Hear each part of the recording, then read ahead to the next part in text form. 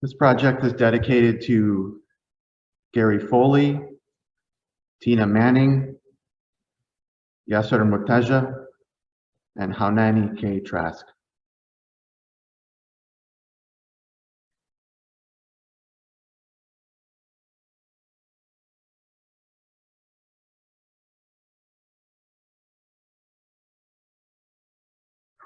As many of you know, I was originally scheduled to deliver this lecture in April 2020, but the start of the pandemic interrupted those and so many other plans. And I know that for many of my faculty colleagues, including me, one of the most frustrating parts of the pandemic has been the disruption of our research routines, our writing routines, our creative routines. I hope that tonight's lecture can serve as a reminder that we are indeed a university where faculty scholarship matters deeply, not only because of its impact on our teaching, but also because of the urgency of the issues that we address through our scholarship. We're also a university that sits on land that became part of the United States through a process of settler colonization. And land acknowledgements that are often made at the start of public events are designed to make that issue visible, to put that on the table. And the acknowledgement typically offered here at St. Lawrence, for example, emphasizes that the university occupies the traditional lands of the Haudenosaunee nations under a diplomatic relationship that began with the Canandaigua Treaty of 1794. But a structural reading of historical and contemporary realities reveals that such gestures, while important, are also incomplete. Among other things, standard land acknowledgements rarely acknowledge that white settlement produces intergenerational trauma for Native people and generational wealth for settlers, wealth that is the lifeblood of so many private institutions, this one included. And as someone who continues to benefit in innumerable ways from the ongoing settler project in this land, I'm under no illusion that my acknowledgement of these realities amounts to much more than empty words. But for the record, I want to state that for me, colonization demands decolonization. And as Eve Tuck and K. Wayne Yang famously argued in a 2012 article, decolonization is meant to be material, not just metaphorical. At a minimum, I hope that this lecture will help enlarge the space for discussion on our campus about how we are all implicated, not only in the colonial past, but also in the colonial present.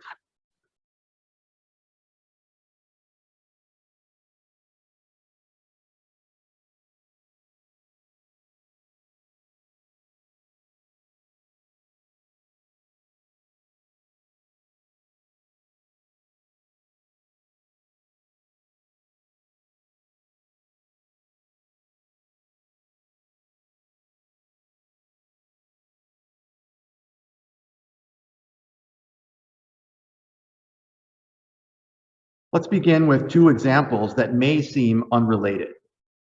First, when Palestinian refugees of all ages rose up in March 2018 in a mass mobilization near the wall that enforces their mass incarceration in the Gaza Strip, their framing of their mobilization as the Great March of Return provided a challenge for journalists. After all, establishment media coverage of Palestinian protest is typically organized around a set of normative categories that assume the existence of the State of Israel, its monopoly on the legitimate use of violence, and the desirability of peace, which is defined implicitly in the discourse as the absence of Palestinian resistance to Israel's colonial project. But the people of Gaza in March 2018 were not mobilizing for peace. They were mobilizing for return. Return to what?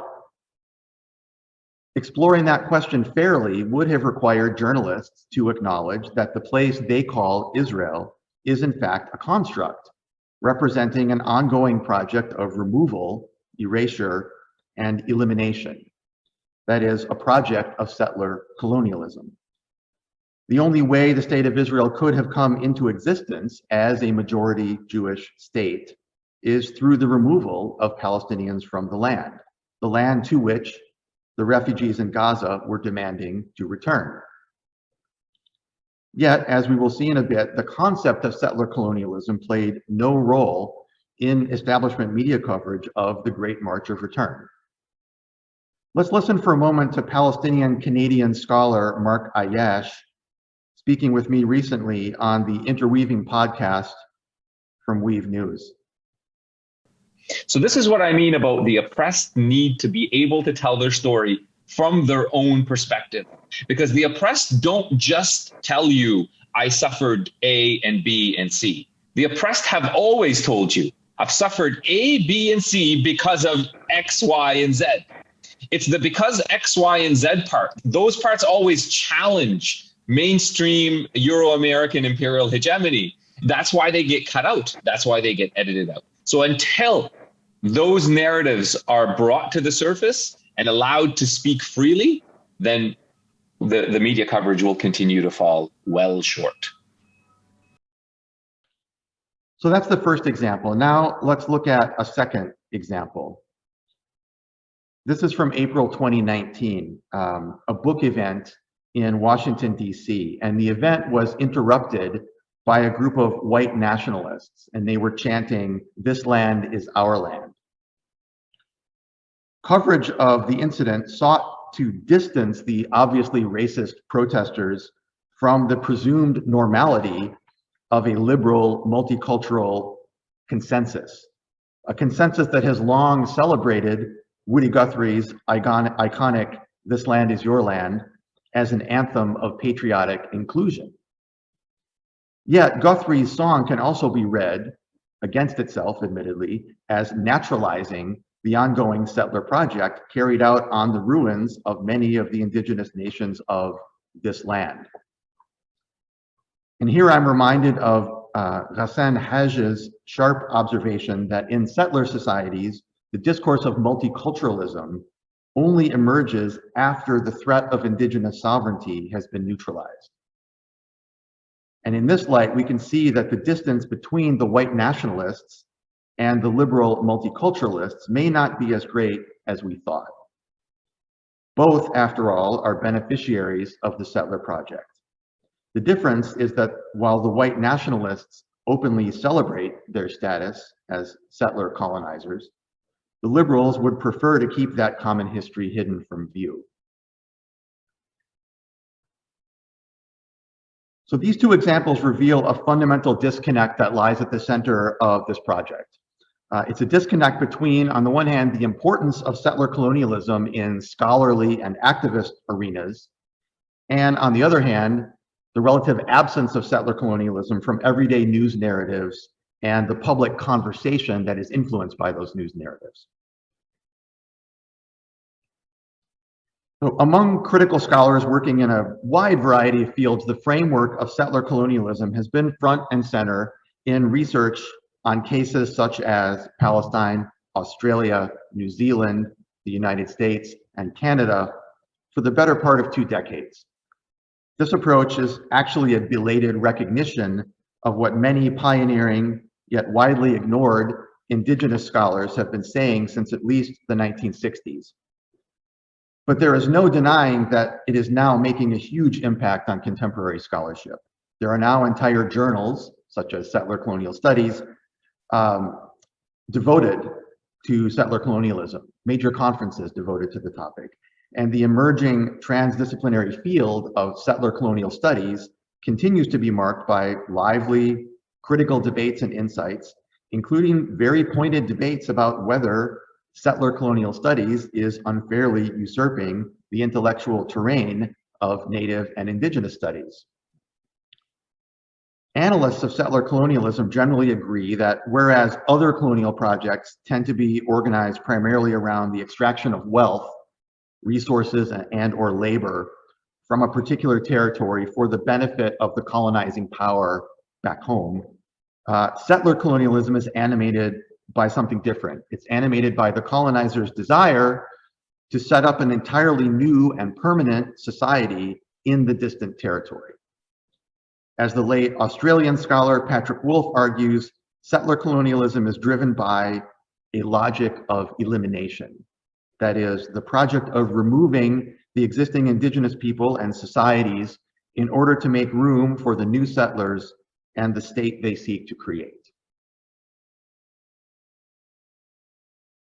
This also means that land is at the center of the settler project, even as the settlers also utilize other strategies such as enslavement, racialization, forced assimilation, and genocide.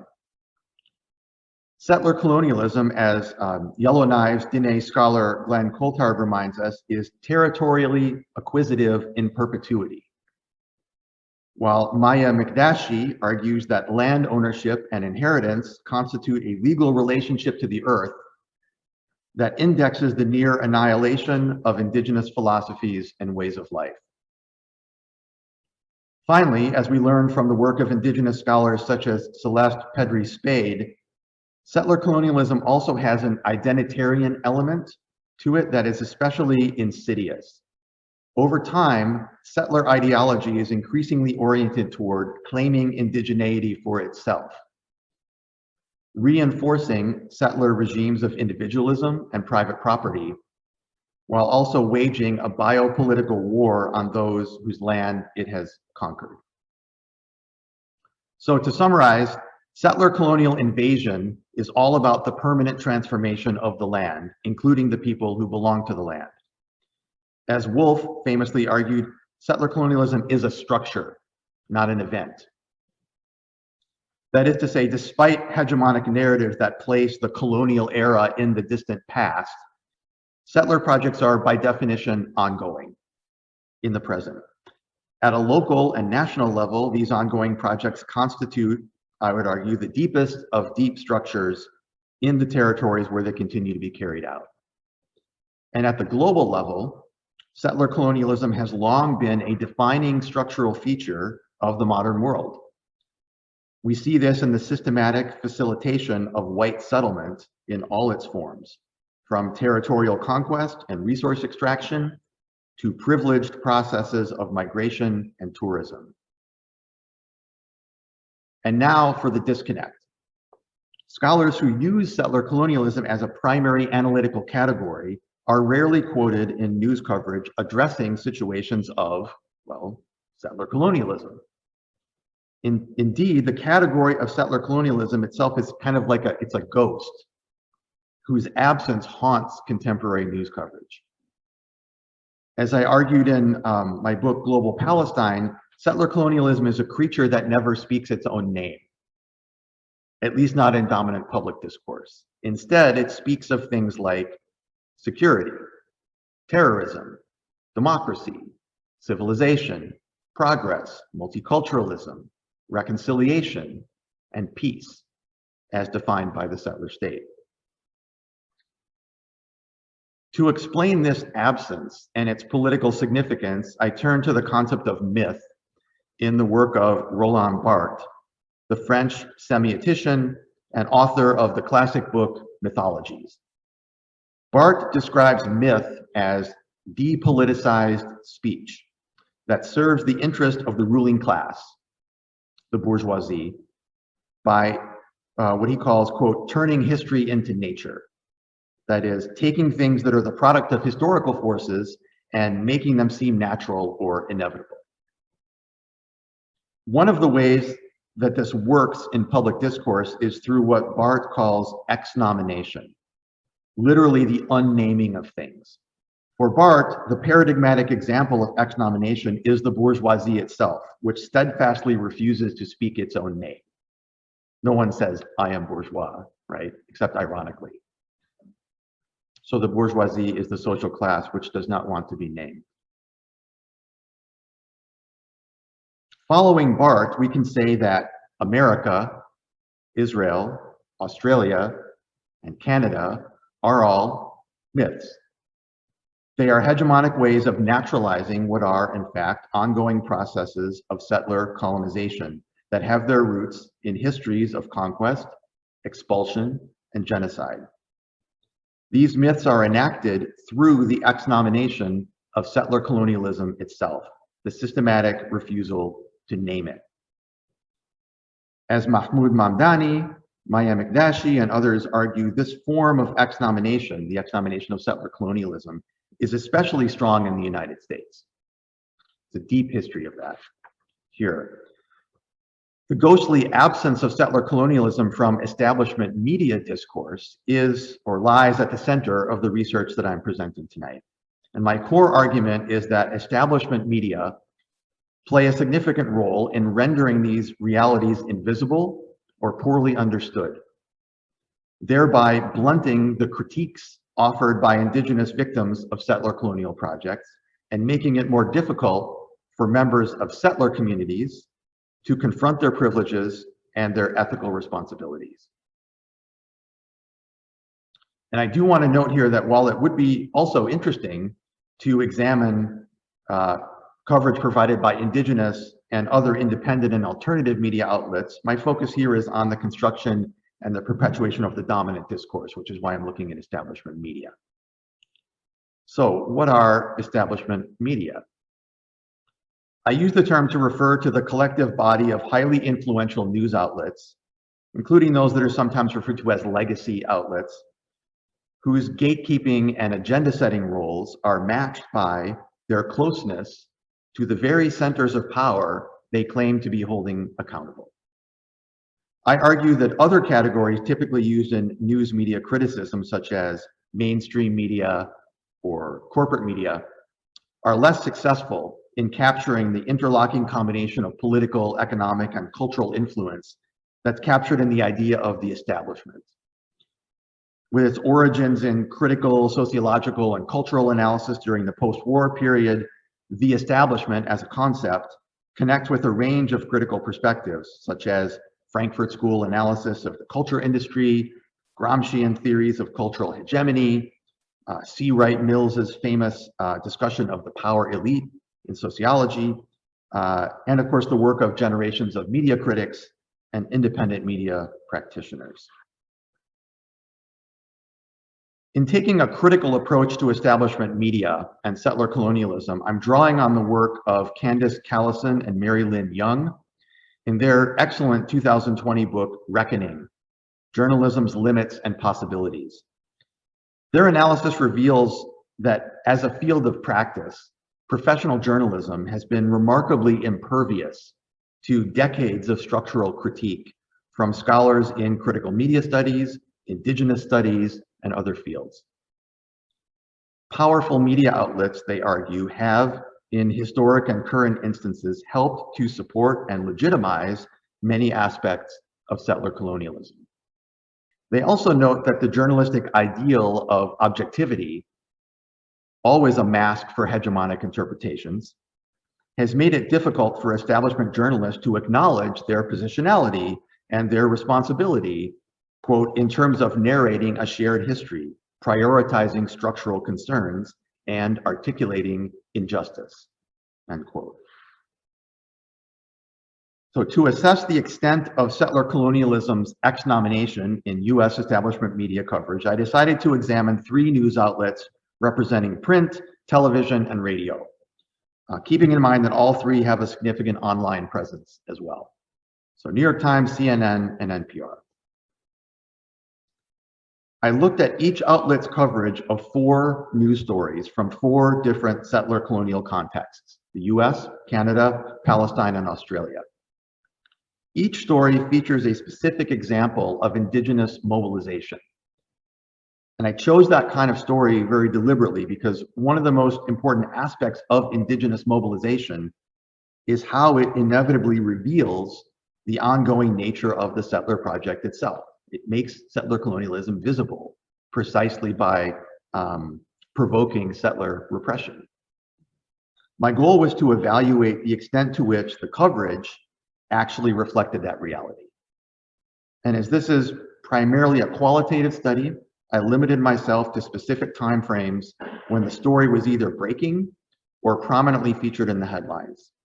And I've reviewed a total of 114 articles, mostly news articles, but also a few op-eds and editorials, spread unevenly across the 4 stories in ways that reflect the relative emphasis placed by establishment media on each of these 4 situations.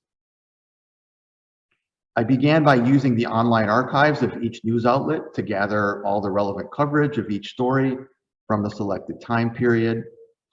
Then after doing some initial reading of the coverage, I used my conceptual framework and ideas from the secondary literature to generate a basic series of questions to ask in relation to each article. Next, I did a detailed reading of the coverage in relation to these questions that you see here. And I stopped occasionally to reflect on emerging themes and patterns. Finally, I stepped back from the trees to look at the forest. What do the patterns in coverage tell us about the role of establishment media in relation to settler colonial projects? So now let's get to the analysis. For the case of Australia, I chose an issue that has brought Aboriginal mobilization to the forefront of news from and about the country: the debate over Australia Day, the national holiday commemorating the arrival into Sydney Cove of the first fleet of British ships in 1788. Aboriginal activists have been engaging in organized opposition to this holiday for more than 80 years. But over the past decade, that opposition has started to make inroads with the settler population. And there have been major demonstrations throughout the country joining settlers and Aboriginals united in their rejection of the holiday. And one popular suggestion has been to rename the holiday Invasion Day, and use it as a moment for critical reflection on the nation's history. It remains very much an ongoing hot button political issue in the country. And I also want to acknowledge here that my awareness of this particular issue really emerged when I attended a major international conference on settler colonialism held in Melbourne in 2008. And my awareness of it was also boosted significantly by the opportunity to supervise the honors SYE project of Global Studies major Charlie Finn in 2018. So coverage of this story, the Australia Day protests, is predictably episodic. Right? It's driven largely by the annual nature of the holiday and the protests that tend to be concentrated around that particular day.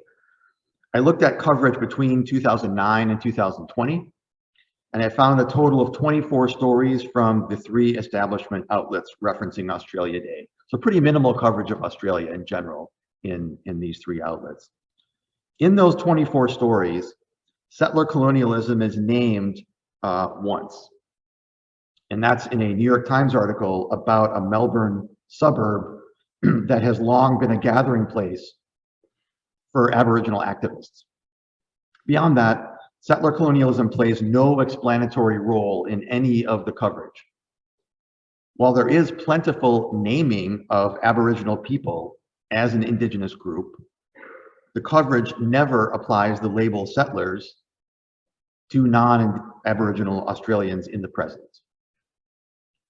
Any references to settlement or colonization in the coverage are entirely segregated in the past. The unspoken assumption is that the settler project somehow ended with the establishment of the Australian state. Not surprisingly, the coverage provides virtually no explicit linkage between state or corporate actions today and the settler project. Aboriginal grievances are framed as part of a national dialogue about how the past should be commemorated, or less often, about how Aboriginal people continue to be disadvantaged socioeconomically because of things that happened in the past, such as the stolen generations, if you're familiar with that issue in Australia. So there's minimal discussion of any issues related to land or sovereignty claims in the present. When scholars appear in the coverage, they do so as neutral experts, standing in the middle of a binary for or against debate. Finally, there's no reference of any kind in the coverage to decolonization. Instead, the coverage emphasizes reconciliation as a viable path forward. So overall, the establishment media coverage of this story fits comfortably within a white liberal worldview that emphasizes progress through healing and coming to terms with the past. rather than confronting and potentially dismantling or abolishing materially oppressive structures in the present. In general, the coverage foregrounds the voices of white politicians who speak about their commitment to facing the past, even as they continue to fuel the political debate about the Australia Day issue for their own benefit in the present. Journalists frame the debate as taking place within a liberal democratic structure that is evolving progressively from a colonial past. This frame centers the agency, the political diversity, and the moral dilemmas of the settler population in relation to debates over history, but never in relation to their own material privileges in the present. My second case concerns the ongoing struggle over Mauna Kea, the sacred mountain in Hawaii and the site of a controversial project to build the world's largest optical telescope, known as the 30-meter telescope, TMT. After the first permit for the project was granted in 2011, work was repeatedly halted by the mobilization of Native Hawaiians occupying the site as land protectors. The coverage thus unfolds over a number of years, with spikes in media attention coinciding with major mobilizations or decisions, legal decisions affecting the status of the project.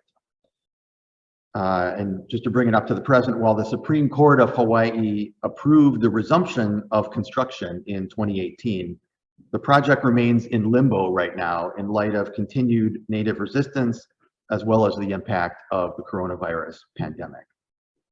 So my review of 31 Mauna Kea related articles revealed some noteworthy differences among the three establishment outlets.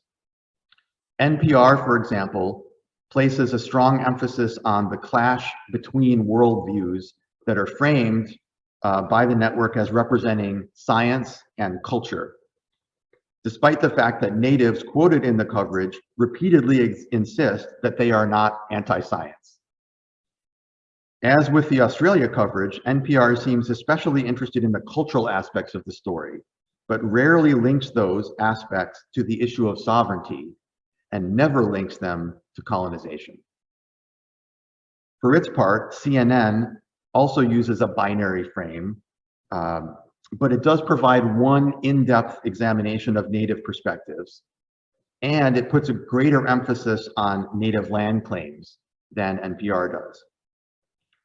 Interestingly, CNN also emphasizes the role of celebrities such as Dwayne "The Rock" Johnson and Jason Momoa in supporting the Native land protectors, an indirect admission that without the celebrity element, the story would have been seen as less newsworthy.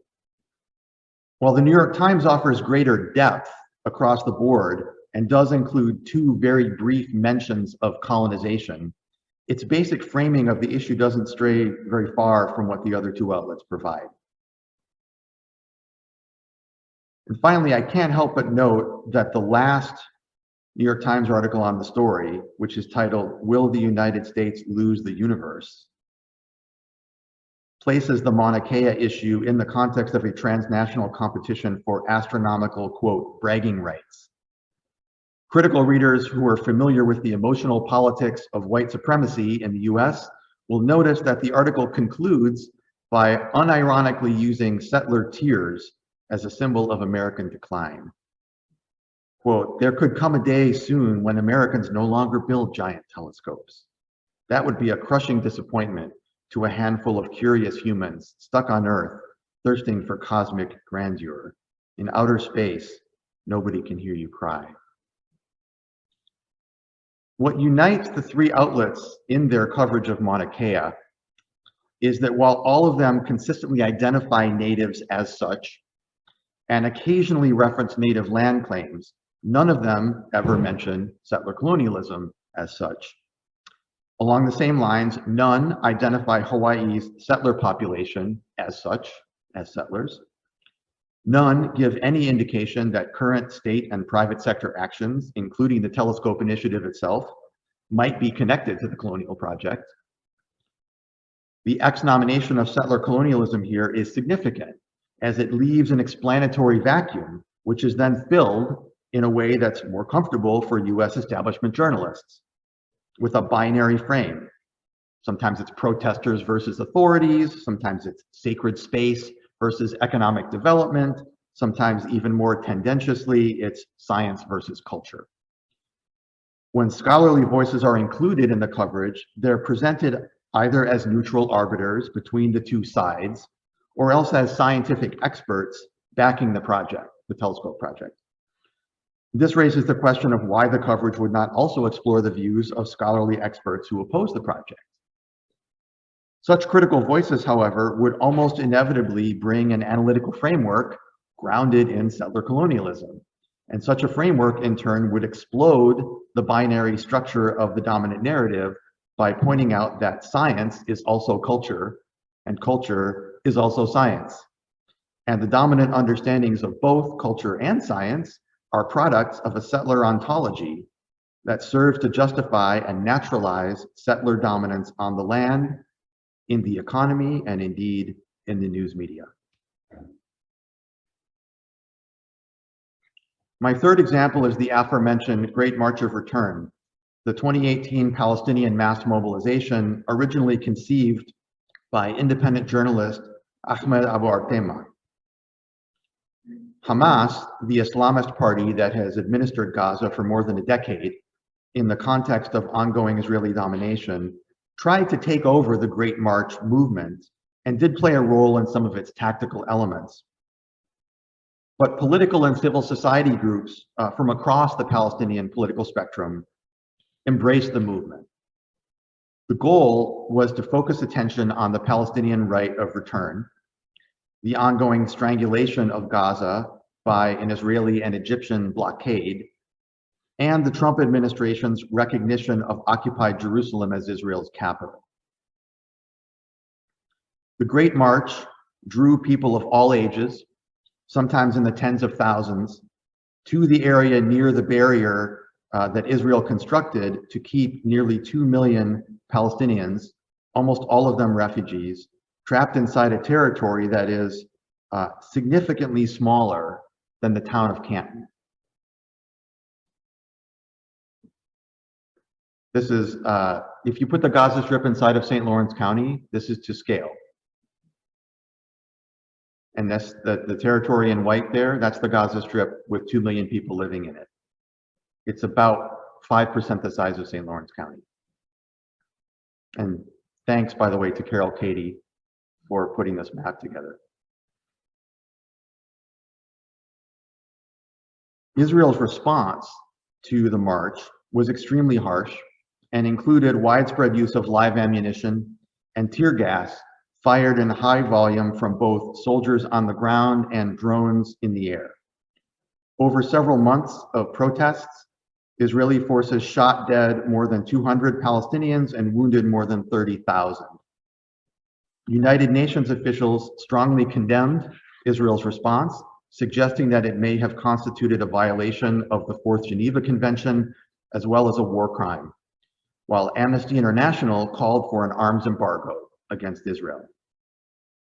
I reviewed 49 Great March of Return stories from the three establishment media outlets. None of them mentioned settler colonialism. None identified Israeli Jews as settlers. None identified Palestinians explicitly as native or indigenous to the land. Only one article of the 49, an op-ed written by the critical Israeli journalist Gideon Levy, connected the actions of the Israeli state in any way with a colonial history. The coverage regularly acknowledged Palestinian grievances, and the New York Times did the best job of the three outlets in terms of letting us hear the voices of Palestinians in detail. At the same time, the coverage consistently diverted attention away from any consideration of the relationship between those grievances and the long-term and ongoing impact of colonization. Two patterns in this coverage deserve special mention. First is the extensive space devoted to discussions of Hamas. Mentions of Hamas dwarf even passing references to the status of the people in Gaza as refugees. NPR's coverage was especially egregious in this regard, limited almost entirely to the work of one reporter, Daniel Estrin. This coverage was remarkably consistent in its framing of the situation through they said versus they said constructions, pitting the versions of the two sides against each other as part of a narrative war.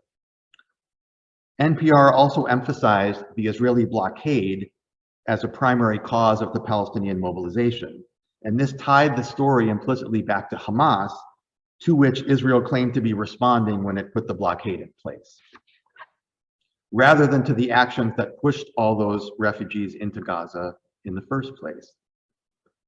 Also noteworthy was NPR's tendency to frame Israel as defending its border.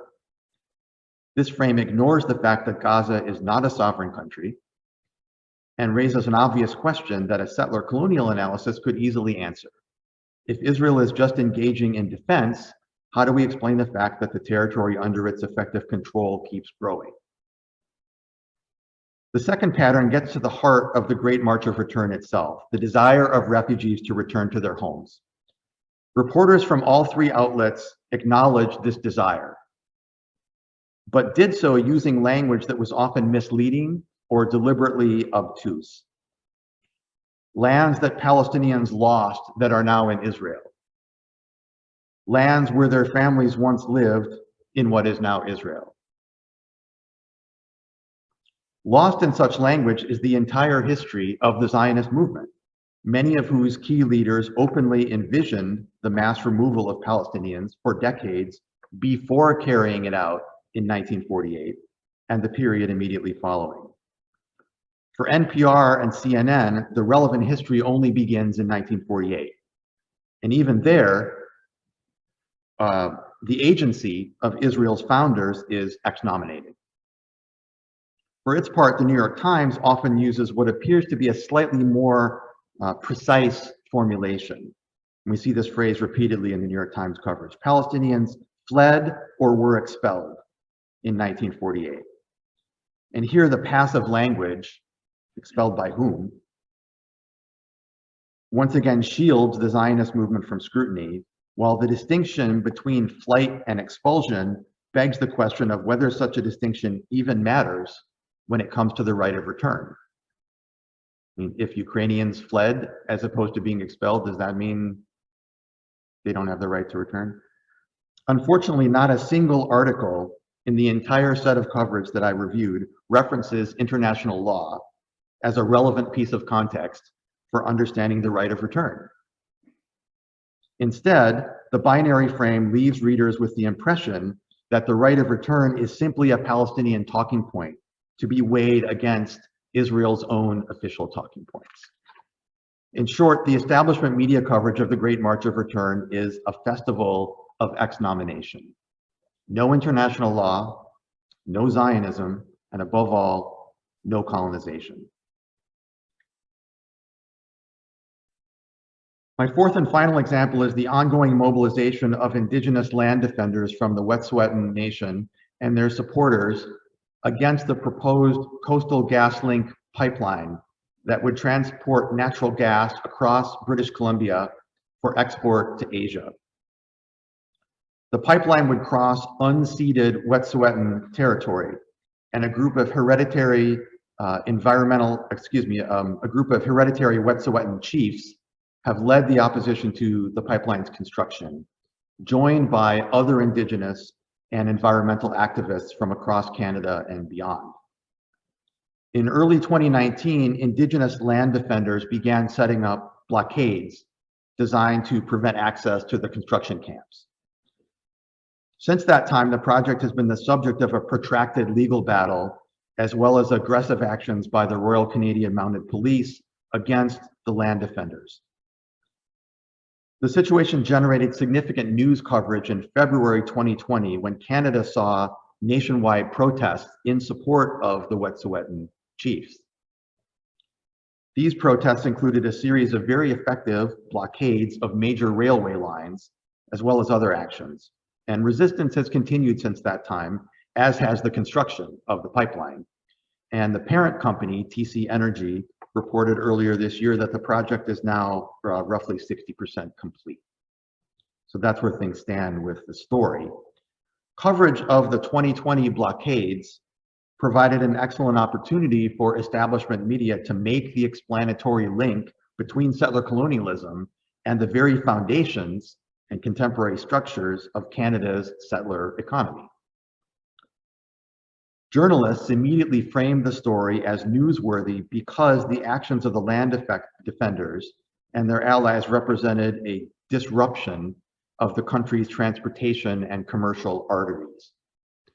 NPR's reporting, for example, focuses on how the actions will affect the Canadian economy and pose an inconvenience for travelers.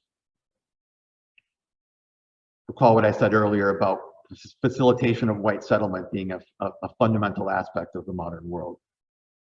One report from NPR does quote Molly Wickham, a spokesperson for the hereditary chiefs, but her very pointed comment about Indigenous jurisdiction and sovereignty over unceded land ended up as another missed opportunity to explore challenges to the legitimacy of the settler state itself. CNN's only report on the story leans even more heavily into the disruption frame, failing to provide even a single quote from anyone representing the land defenders. For its part, the New York Times began its coverage with a lengthy article that also adopts the disruption frame, albeit with more detail than NPR or CNN provided. And then, curiously, in the penultimate paragraph of that first article, the Times reporter based in Canada, Ian Austin, mentions a crucial fact.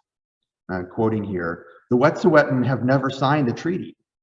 And in 1997, Supreme Court of Canada ruled that they hold Aboriginal title to the territory now involved in the dispute."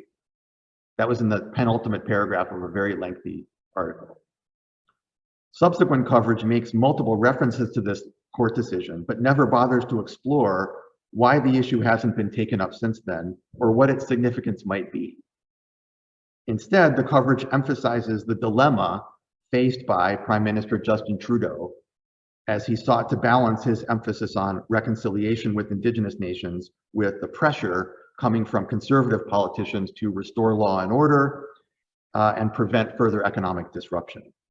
So the coverage presents the government's commitment to reconciliation as an uncomplicated fact, ignoring the perspective of some Indigenous groups and scholars who argue that reconciliation is a liberal smokescreen designed to perpetuate colonial relations. On February 21st, 2020, the Times published a lengthy sort of explainer background piece by the same reporter, Ian Austin. And the article provides background on a range of issues surrounding the pipeline project and the resistance to it. But much of the contextual information raises more questions than it answers. For example, Austin notes that there are sharp differences between the Wet'suwet'en hereditary leadership and the elected band councils of Indigenous nations affected by the pipeline, with the latter group generally supporting the pipeline project. The band councils, he writes, quote, "were put in place by the federal government in the 19th century," end quote. But how should we understand that particular piece of history in relation to things like present-day energy politics, or indeed the entire structure of the Canadian economy and transportation system? The absence of settler colonialism from the reporting leaves readers to connect the dots for themselves without the benefit of hearing from scholars who have connected those dots in a systematic way. Students in my news analysis class will recognize this quote. We just discussed it yesterday. The overarching finding of this research is closely connected with a key observation that's made by Lili Chuliaraki. Journalism, quote, "performs the very public it claims to be informing." The establishment media coverage that I've examined here performs and constitutes a particular kind of settler community, a community characterized by collective denial and claims of innocence. How does it do this? It does this by exnominating settler colonialism in ways that fail to take into account the most central elements that a settler colonial framework would highlight: the logic of elimination, the ongoing nature of the settler project, the complicity of state and private sector forces in this project, the issue of sovereignty, and perhaps most crucially, the origins of white settler wealth. The coverage then fills this vacuum with explanations that are more palatable to liberal settler audiences. In this sense, to return to Roland Barthes, we can say that establishment media's coverage is a kind of settler myth factory. Beneath this overarching conclusion, I've identified the following specific findings. First, the analysis strongly confirms my hypothesis about the exnomination of settler colonialism, the exnomination of settlers, the exnomination of settler privileges, and the exnomination of ongoing settler actions, including state and corporate actions. Second, in keeping with the impulse of liberal multiculturalism, establishment outlets are generally careful to identify Native and Indigenous people as such. They always use the right terminology, except when those people are Palestinians. But they're much less careful when it comes to helping audiences understand what it means to resist settler colonialism. When mobilization occurs, it's protest, not resistance in the coverage. Third, establishment outlets acknowledge that the people mobilizing have grievances. Yet when it comes to situating those grievances in a context that connects them with the ongoing impact of territorial conquest, the coverage falls well short.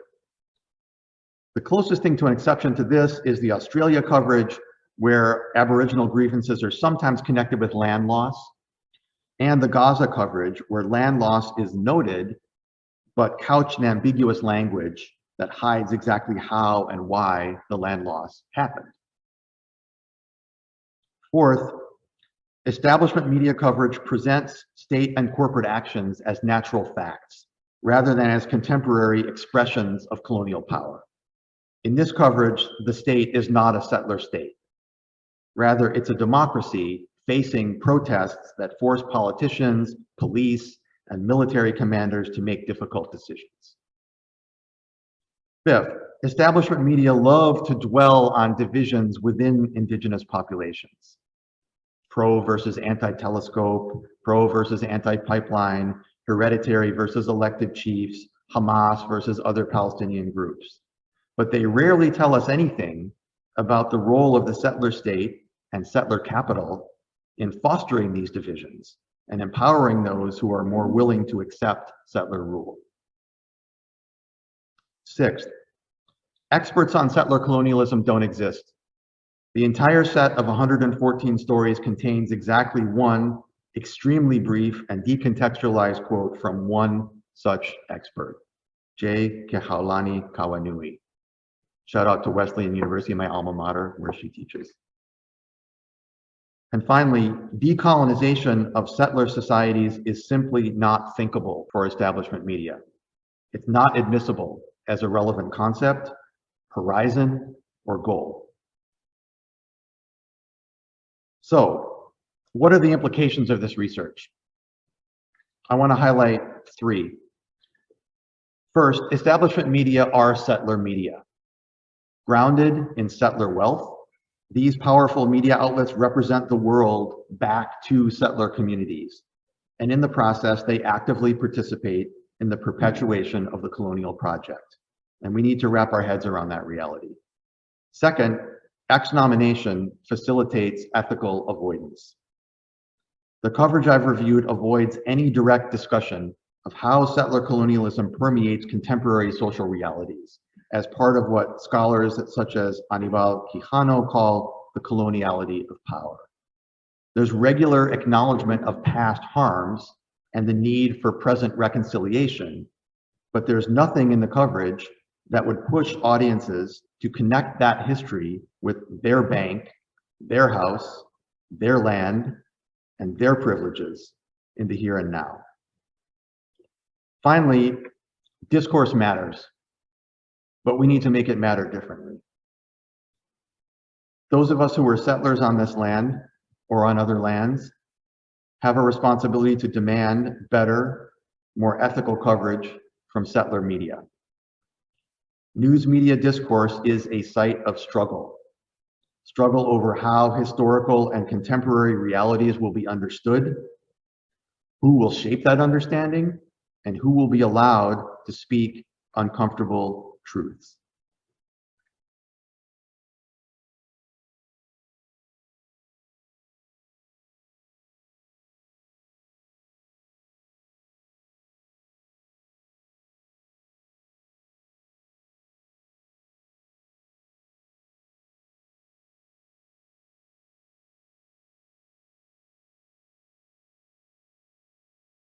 Equally important, these contemporary struggles are also struggles to define a horizon of possibilities. By engaging in these struggles in the news media arena, we can play an active role in shaping the conditions of possibility for a truly liberating, decolonial future. Thank you.